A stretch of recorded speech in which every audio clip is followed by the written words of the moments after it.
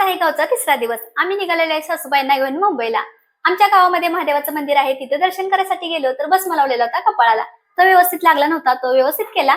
आणि हे आहेत आमच्या जाऊबाई, त्या सुद्धा आमच्या बरोबर मुंबईला येत आहेत. मागं फिरून बघत्या तोपर्यंत सासूबाई पिशवी घेऊन चालत होत्या. त्यांना पिशवी घेऊन चालाय ना म्हणून मी त्यांच्या हातातली पिशवी घेतली आणि गाडीजवळ गेली. गाडीत बसलो आणि पुढच्या प्रवासाला सुरुवात केली. आता तुम्हाला आमच्या कुठली गावं दाखवते. निसर्गरम्य वातावरणामध्ये आहेत. गुडं पाचगणीच्या रेला तर तुम्ही बघतच असाल रोज तुमच्या इंस्टावर, फेसबुक वरती. आम्ही ना प्रसिद्ध झालेलो आहे. आम्ही त्यांची शेजारीच आहे की हो, मग आम्ही पण त्यामध्ये आलोच की.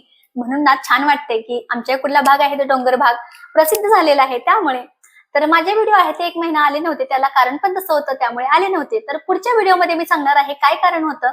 तर मी आता माहेरामध्ये पोहोचलेले आहे, कारण माहेरामध्ये माझे वडील आहेत ते 8 दिवस झाला आलेले होते. ते सुद्धा आमच्या सोबत येत आहेत. त्यांना घेतलं आणि पुढच्या प्रवासाला सुरुवात केली. तोपर्यंत पोहोचलो आम्ही कराडमध्ये. कृष्णा नदी लागली, तिचं दर्शन केलं. रात्री गावाला खूप मोठा पाऊस पडलेला होता, त्यामुळे गारठा आहे आणि थंडी वाजत्या. तर त्यांना स्वेटर आणलेलं होतं. त्यांना म्हणत होती की स्वेटर घाला, तर ते म्हणले मला काय स्वेटर नको, मला गरम होतंय.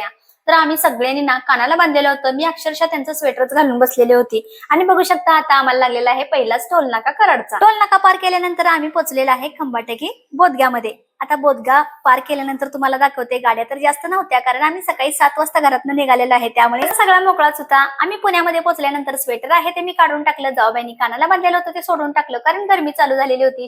पुन्हा मुंबई म्हटलं की गरमीचं शहर, त्यामुळे गरम व्हायला लागलेलं होतं. आणि पनवेलमध्ये आता पोहोचलेलं आहे. पनवेलमध्ये पोहोचल्यानंतर मला विमान दिसलं, खूप मोठं दिसत होतं, कारण खूप खालून नाशी विमान जातात. तेच मी व्हिडिओमध्ये कॅप्चर करण्याचा प्रयत्न करत होती, पण ते काही झालं नाही बघा. आता आम्ही पोहोचलेलो आहे आमच्या गावामध्ये, म्हणजे खारघरमध्ये. आता जाऊबाईंना सोडणार आहे त्यांच्या रूम वरती आणि आम्ही जाणार आहे आमच्या घरी. तर चला, जाऊबाईंना आहे ते त्यांच्या रूम वरती सोडलं. त्यांनी सामान वगैरे उतरून घेतलं आणि त्यानंतर मुलांची शाळा सुटलेली होती. मला विघ्नेशची आठवण झाली, कारण विघ्नेश आमच्या बरोबर नव्हता. म्हटलं माझं बाळ सुद्धा आलं असेल शाळेतून. तर खरंच शाळेतून तो आलेला होता. आम्ही गेलो की लगेच आला. तर सासूबाईंनी हातपाय वगैरे धुतले. त्यानंतर मी सामान वगैरे सगळं काढून ठेवलं गाडीतलं. आणि सासूबाई म्हणत होत्या की खूप पाय दुखतायत, कारण एका जागेवरती बसल्यानंतर आपलं ते पाय दुखतात आणि म्हातारे माणसाचं सहज दुखणार. म्हटलं एका जागेवर बसा, तुम्हाला तोवर जेवाय देते. जेवण आहे ते भाऊजाईंनी करून ठेवलेलं होतं. तर चला, आता व्हिडिओ पण मी इथंच संपवते. व्हिडिओ कसा वाटलाय नक्की सांगा. परत भेटू उद्याच्या नवीन व्हिडिओमध्ये. तोपर्यंत सर्वांना बाय.